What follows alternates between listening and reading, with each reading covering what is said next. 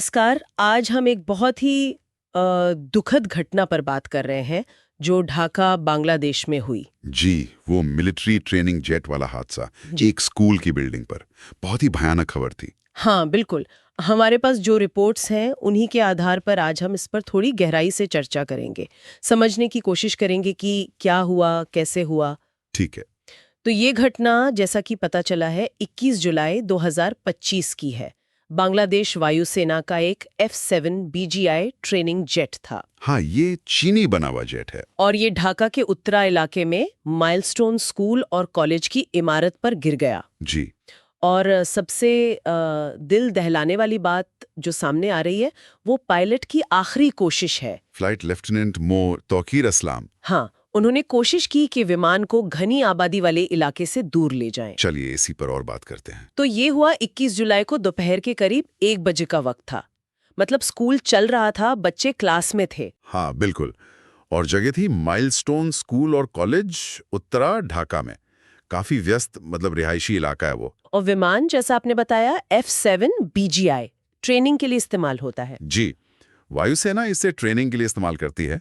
हालांकि ये F7 विमान थोड़े पुराने माने जाते हैं और इनके सेफ्टी रिकॉर्ड पर पहले भी सवाल उठे हैं। अच्छा, तो शुरुआती वजह क्या बताई जा रही है? कोई तकनीकी खराबी? हाँ, शुरुआती रिपोर्ट्स तो यही कह रही हैं कि टेक ऑफ के फौरन बाद ही शायद कोई टेक्निकल प्रॉब्लम आ गई थी विमान में। और उसी के बाद पायलट ने वो कोशिश की विमान को मोड़ने की, आबादी से दूर ले जाने की। जी, देखिए, ये पायलट ट्रेनिंग का एक अहम हिस्सा होता है कि अगर ऐसी कोई इमरजेंसी आए तो सिविलियन आबादी को बचाना पहली प्राथमिकता हो। लेकिन कहना आसान है, करना कितना मुश्किल होता होगा उस वक्त। तो उसे मनचाही दिशा में ले जाना बहुत कठिन होता है। फ्लाइट लेफ्टिनेंट इस्लाम की ये कोशिश वाकई में मतलब असाधारण थी। भले ही वो पूरी तरह सफल नहीं हो पाए। हाँ, दुर्भाग्य से वो विमान को पूरी तरह आबादी से दूर नहीं ले जा सके और वो जाकर स्कूल की 2 मंजिला इमारत से टकरा गया। टक्कर के बाद क्या हुआ? आग वगैरह? हाँ, टक्कर होते ही जबरदस्त आग लग गई और चारों तरफ, अब समझ सकते हैं, बिल्कुल अफरा तफरी मच गई होगी। नुकसान बहुत हुआ होगा फिर तो। मानवीय क्षति? बहुत भारी। कम से कम 19 लोगों की जान जाने की खबर है। इसमें पायलट तो थे ही, साथ में कई छात्र और शिक्षक भी शामिल हैं। 19 जाने?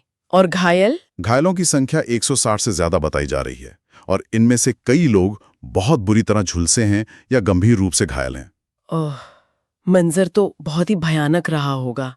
बचाव कार्य कैसे चला? बचाव कार्य फौरन शुरू हुआ। फायर फाइटर्स पहुंचे, सेना के जवान आए और स्थानीय लोग भी मदद के लिए आगे आए। हाँ, ऐसी स्थितियों में लोग मदद करते हैं। बिल्कुल। लेकिन जलते हुए मलबे से लोगों को निकालना बहुत मुश्किल काम था।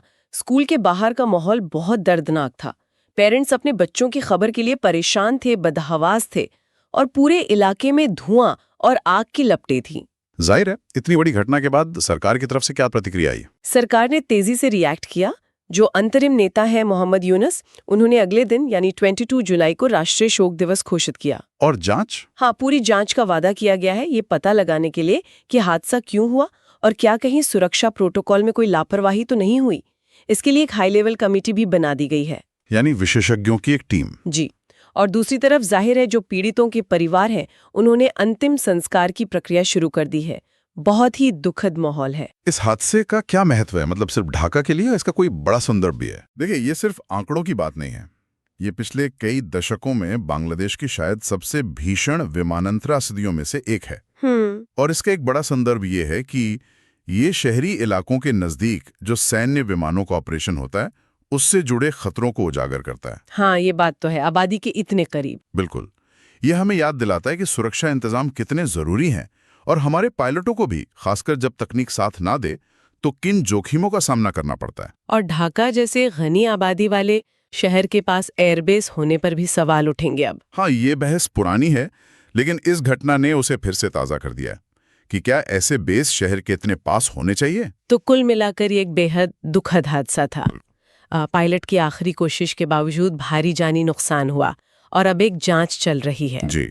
और यहीं पे एक सवाल उठता है जिसपे शायद सबको सोचना चाहिए। यह सवाल कि कोई भी देश अपनी जरूरी सैन्य ट्रेनिंग की आवश्यकताओं और जो घनी आबादी वाले शहरी इलाके हैं, वहां रहने वाले आम नागरिकों की सुरक्षा, इनके बीच संतुलन कैसे बना सकता है। ये एक बड़ा सवाल है। हाँ, भविष्य में ऐसे हादसों को या इस तरह के जोखिम